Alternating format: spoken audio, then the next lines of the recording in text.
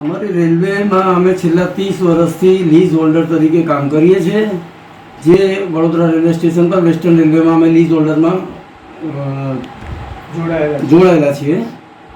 છેલ્લા ઘણા સમયથી અમને રેલવેના ઉચ્ચ ઓફિસરો દ્વારા હેરાન કરવામાં આવે છે, જે ઇલીગલ રીતે અમને હેરાન કરે છે. અને અમારા લેબરોના કાર્ડ હોવા છતાંય અડધી રાત્રે એ લોકો અમને ઘરેથી સ્ટેશન પર બોલાવે છે, અમારા લેબરોને હેરાન કરે છે. અને જે તે રેલવેના રૂલ્સ પ્રમાણે અમને જે તે સર્વિસ પ્રોવાઈડ થવી જોઈએ રેલવે તરફથી એ થતી નથી. હમણાં 2/5/24ના રોજ DCM PM શ્રીમાન અલ્પેશ પાંચાલ, જે રાત્રે 11 વાગે સ્ટેશન પર આવીને અમારા લેબરોને પકડ્યા હતા.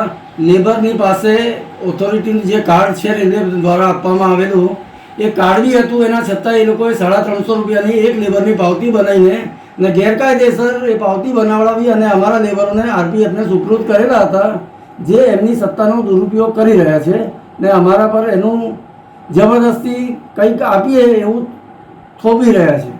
તમારી માંગણી નહીં સંતોષે તમે શું કરશો? અમે ચૂંટણીનો બહિષ્કાર કરીશું. આપનું પરિચય? મારું નામ ગોપાલ શ્રીનારાયણ શાહ છે. હું વેસ્ટર્ન રેલવેમાં લીઝ હોલ્ડર છું.